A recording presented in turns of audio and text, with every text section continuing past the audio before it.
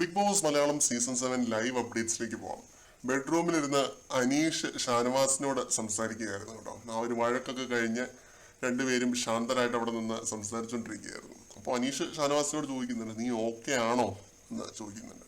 നീ ഓക്കെ ആണല്ലോ എന്ന് മാത്രം എനിക്ക് അറിഞ്ഞാൽ മതി, നീ ഓക്കെ ആണോ എന്ന് ചോദിക്കുന്നുണ്ട്.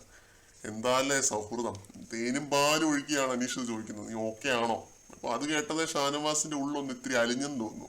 ഞാൻ അല്ലെങ്കിലും ഓൾവേസ് ഓക്കെ ആടാ, എനിക്ക് അങ്ങനെ പ്രശ്നമൊന്നുമില്ല, ഞാൻ ഒരിക്കലും ഫിസിക്കൽ രീതിയിലൊന്നും പോകത്തൊന്നുമില്ല, അതൊന്നും ഓർത്ത് നീ പേടിക്കൊന്നും വേണ്ട. ബിഗ് ബോസിന് ഒരു തവണ ഞാൻ വാക്ക് കൊടുത്തതാണ്.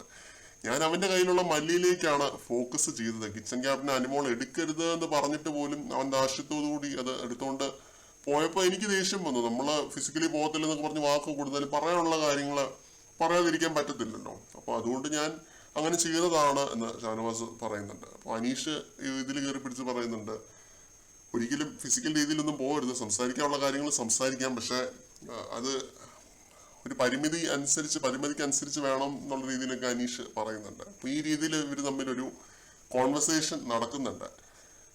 രണ്ടുപേരും നല്ല രീതിയിലുള്ള സുഹൃത്തുക്കൾ തന്നെയാണ് കേട്ടോ. അത് എനിക്ക് പലപ്പോഴും തോന്നിയിട്ടുള്ള ഒരു കാര്യമാണ്. ഇവർ തമ്മിൽ ഉണ്ടാവുന്ന ഫൈറ്റുകളാണെങ്കിൽ പോലും സൗഹൃദത്തിൽ നിന്നും ഉണ്ടാവുന്ന ഫൈറ്റുകളാണ്, അല്ലാതെ വെറുതെ ഒരു അനിമോസിറ്റി അങ്ങനെയുള്ള കാര്യങ്ങൾ വെച്ചിട്ടുള്ള ഫൈറ്റുകളൊന്നുമല്ല. ഇവര് രണ്ടുപേരും ഉള്ളിന്റെ ഉള്ളിൽ സ്നേഹമുള്ള പോലെ എനിക്ക് തോന്നിയിട്ടുണ്ട്. അല്ലെ പിന്നെ അങ്ങനെ ഒരു പ്രശ്നം നടന്നതിന് ശേഷം അനീഷ് ഇങ്ങനെ പോയി ആരോടും ഈ രീതിയിൽ സംസാരിക്കുന്നത് കണ്ടിട്ടില്ല. അപ്പൊ അനീഷിനും മാനസികമായിട്ടൊരു അടുപ്പം ഉള്ള ഒരു വ്യക്തിയാണെന്ന് തോന്നുന്നു ഷാനവാസ്. അപ്പൊ ഷാനവാസിനും തിരിച്ച് അങ്ങനെ തന്നെ ആയിരിക്കണം. അതുകൊണ്ടാണ് ഷാനവാസ് ഇത്രയും എക്സ്പ്ലെയിൻ ചെയ്യുന്നത്. ആ ഒരു ഉള്ളിന്റെ ഉള്ളിലെ ആ ഒരു ദേഷ്യം വെന്റ് ഔട്ട് ചെയ്യുന്നത് അതുകൊണ്ടാണ്. നെവിൻ അങ്ങനെ ഒരു കാര്യം ചെയ്തപ്പോൾ പ്രതികരിച്ചു പോയതാണെന്നുള്ള രീതിയിലൊക്കെ ക്ലാരിഫൈ ചെയ്യുന്നത് അതുകൊണ്ടാണ്. കൂടുതൽ അപ്ഡേറ്റുകളുമായിട്ട് വീണ്ടും കാണാം.